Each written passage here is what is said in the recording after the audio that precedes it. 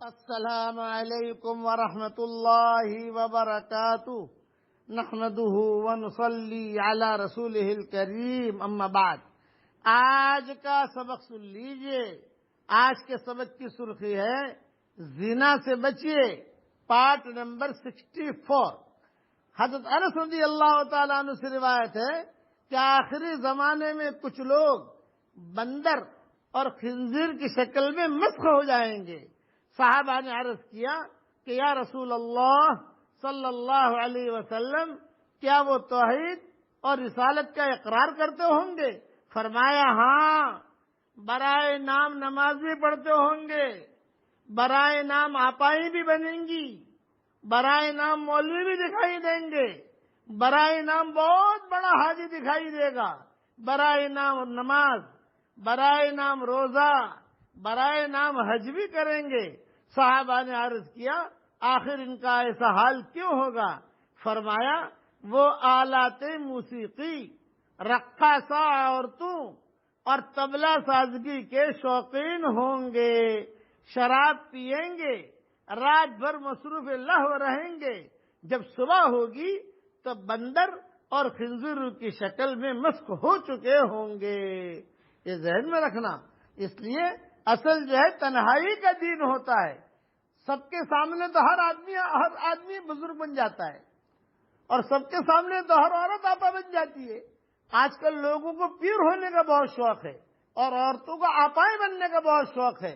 تو میں کہتا ہوں لوگوں کے سامنے آپا بننے کی کوشش نہ کریں آپ، اور مرد جو ہے لوگوں کے سامنے بزرگ بننے کی کوشش نہ کریں، تنہائی میں آپا بنے اور تنہائی میں بزرگ بنے۔ اصل ایمان جو ہوتا ہے آدمی کو جو جاتا جاتا ہے وہ تنہائی کا دیکھا جاتا ہے۔ اور تنہائی میں کون بزرگ ہوگا، تنہائی میں کون آپا ہوگی؟ جسے اللہ قلب سلیم عطا کرے گا۔ اس لیے اللہ سے دعا مانگنی چاہیے کہ اللہ تو ہم سب کو قلب سلیم عطا فرما، یعنی بے عیب دل عطا فرما۔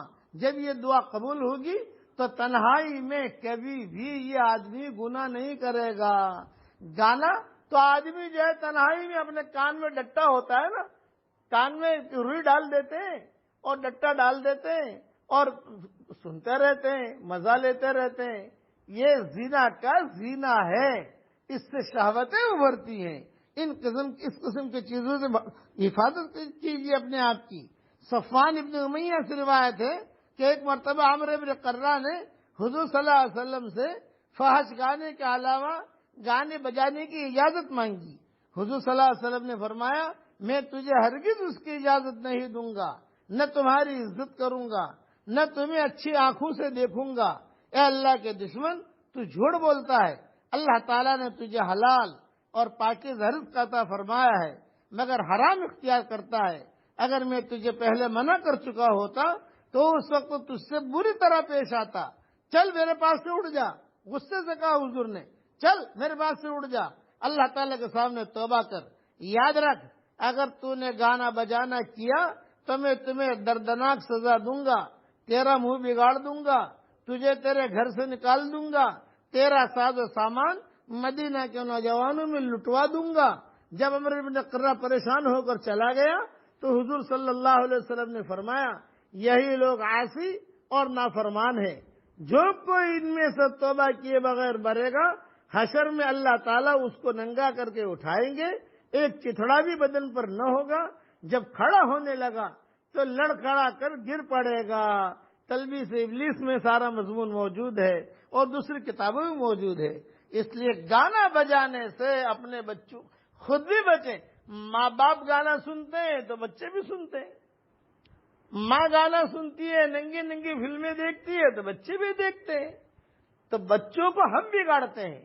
بچے جو بچے ہیں جیسا ماں باپ کریں گے ویسے وہ نقل کرے گا بچہ۔